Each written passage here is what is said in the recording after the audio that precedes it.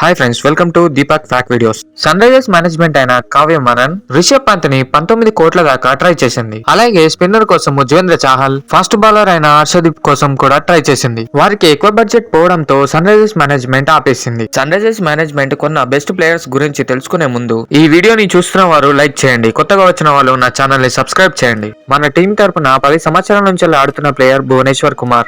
IPL auction లో RCB management Bhuvneshwar Kumar ని 10 కోట్ల 75 లక్షలకి కొనుగోలు చేసింది.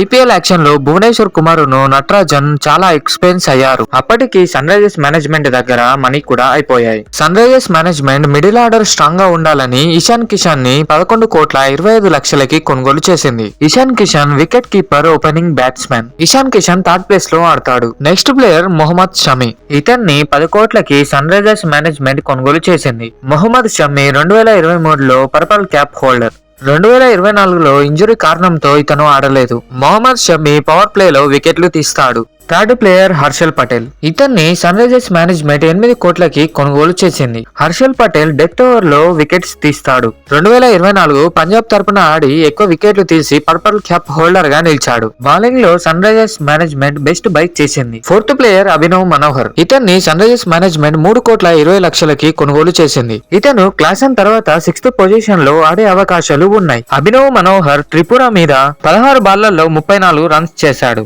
4 సిక్సర్స్ కొట్టి 2-12 స్ట్రైక్ రేట్ తో ఆడాడు. 5th player Rahul Chahar. ఇతన్ని సన్ రైజర్స్ మేనేజ్మెంట్ 3 కోట్ల 20 లక్షలకి కొనుగోలు చేసింది. ఇతను ఒక స్పిన్నర్. ఇతను ముంబై తరపున ఆడి ఎన్నో వికెట్లు తీశాడు. రాహుల్ చహర్ ని 9th పొజిషన్ లో ఆడిపిస్తారు. 6th player Adam Zampa. ఇతన్ని సన్ రైజర్స్ మేనేజ్మెంట్ 2 కోట్ల 40 లక్షలకి కొనుగోలు చేసింది. ఆడమ్ జాంపా ఆస్ట్రేలియా తరపున ఫస్ట్ టైం 100 మ్యాచెస్ ఆడిన ఓడిఐ ప్లేయర్. ఆస్ట్రేలియాకి ఇతను వికెట్ టేకర్ గా నిలిచాడు. పోయినసారి రాజస్థాన్ మేనేజ్మెంట్ ఇతన్ని కొనుగోలు చేసింది. కానీ రవిచంద్రన్ అశ్విన్ అలాగే ఉజ్వేంద్ర చాహల్ ఉండడంతో ఇతన్ని బెంచ్ పైన నిల్చోబెట్టింది. అప్పుడు ఆడే అవకాశం ఇతనికి రాలేదు. ఇద్దరు స్పిన్నర్ల కోసం అయితే సన్ రైజర్స్ మేనేజ్మెంట్ 5 కోట్లు పెట్టింది. సన్ రైజర్స్ మేనేజ్మెంట్ తక్కువ రేట్ లో కొన్న players. 7th player Simarjeet Singh 1 కోటి 55 లక్షలు. ఇతను జమ్మూ మీద 4 ఓవర్స్ లో 2 వికెట్స్ తీశాడు. బౌలింగ్ లో ఇతని economy 4. 9th player Jaydev Unadkat. Sunrisers management ఇతన్ని మళ్ళీ రిటర్న్ బ్యాక్ చేసుకుంది. 9th player Kamindu Mendis. Sunrisers management ఇతన్ని 75 లక్షలకి కొనుగోలు చేసింది.